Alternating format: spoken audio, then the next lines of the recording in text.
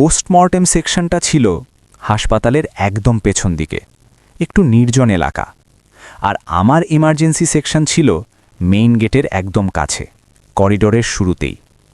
2 ডিপার্টমেন্টের মাঝের দূরত্ব, হেঁটে যেতে অন্তত 10 মিনিট।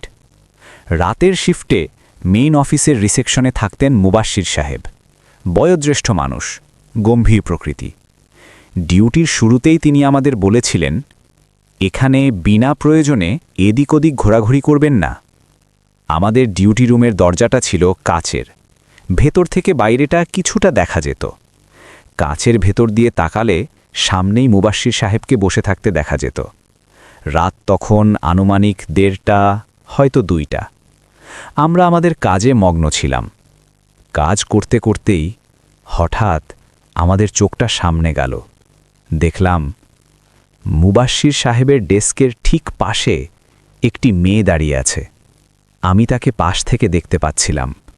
তার পরনে সাদা এপ্রান, ডাক্তারের মতো, আর মাথায় জড়ানো ছিল একটা